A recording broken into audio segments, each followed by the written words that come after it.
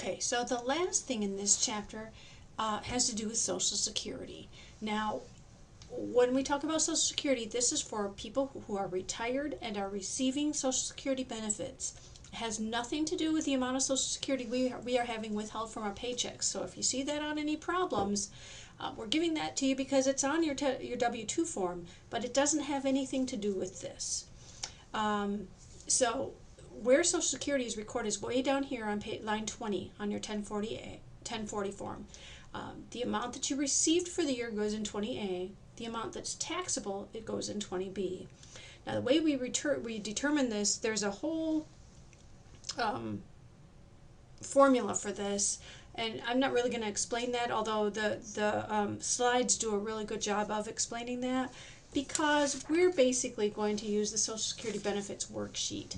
That is found in the instructions that go with the 1040 form on page 30. I've already extracted that. It looks like this. And so you'll see a 1040 Social Security Benefits worksheet all by itself without all the rest of the pages for the instructions. You won't have to search for it. It's there. So I do want to talk about this though, and if you look on pages 24 and 25, page 25 has the Simplified Taxable Social Security Worksheet. It's the same thing as the Social Security Benefits Worksheet, it's just that it's labeled a little bit differently. In the book it says line 1, enter the total amount of Social Security income. Well, on the form it says enter the total amount from box 5 of all of your forms SSA 1099 and so forth. It's the same thing. Sometimes we're not going to tell you that that was their form SSA 1099, but that was their Social Security income. So the way we're going to do this, we're going to take half of their Social Security benefits and combine that with what we call modified adjusted gross income, which is going to be calculated on lines 3 through 5. So it's going to take all of these lines, and I want you to look at this very carefully. On your form 1040, line 7, 8A, 9A, 10 through 14, 15B, 16B, 17 through 19, and 21. Look down here at the very bottom of that line. So you want to combine all of those. One of the biggest mistakes people make on this form is not getting this number correct on line 3. And then you're going to enter any amount from line 8A. Remember, we talked about 8A is non-taxable or tax-exempt interest. The reason they're doing this is because a lot of retired people survive on some of those tax-exempt bonds, which are really safe. They're much safer than most other types of securities that you can invest in. So they make them include that as part of their income. It's not actually taxable, but it's in this calculation for modified adjusted gross income. So it's basically taking their adjusted gross income before Social Security plus any tax-exempt interest. And that's their modified adjusted gross income, and they're adding that to 50% of their Social Security benefits. If that exceeds what we call the base amount, which for married filing jointly is $32,000, and everybody else except for married filing separately are $25,000. Married filing separately is $0. So if that amount exceeds the base amount, then part of their Social Security benefits might be taxable. And so what I had said I wasn't going to explain is actually what we're doing right now. I'm kind of explaining that through the form. The form is going to walk us through this though. So these base amounts, and when we get down to line 8, here it has the $32,000. If that calculation exceeds the base amount, then we have a whole bunch of stuff to do to figure out what's taxable and what's not. If they don't, it says no, stop. None of your Social Security benefits are taxable.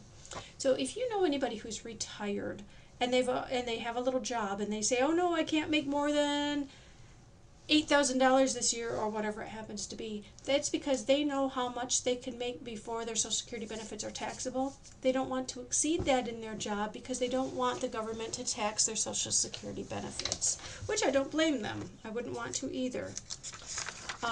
So that simplified worksheet if you go through that entire thing, and there's an example, it's using the example at the top of page 25 in this simplified worksheet on page 25, and then there's another example below that and the simplified worksheet at the bottom of page 25 through page 26. There's also a self-study problem on page 27 that walks through this. I request that you all go through these and then do this self-study problem.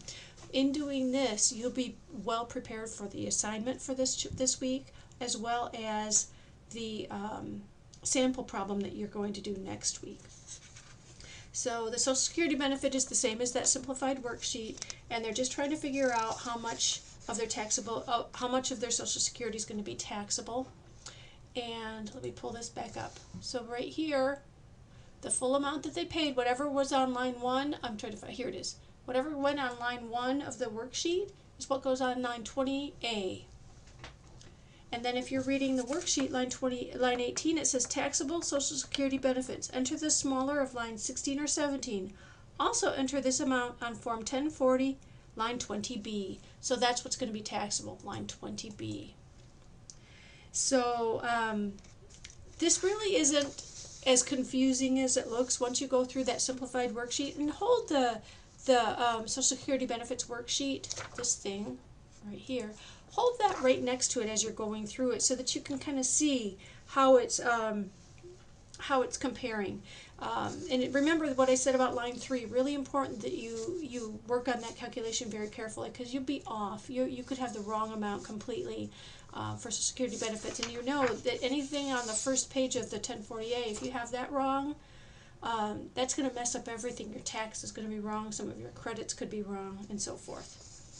So I think that's about it. We've got a couple of sample problems for this chapter. One has an annuity and one has Social Security. After we finish this chapter, we'll move on to chapter 4, which is a little bit shorter than chapter 2. This one has a lot of material. So if you have any questions, just let me know.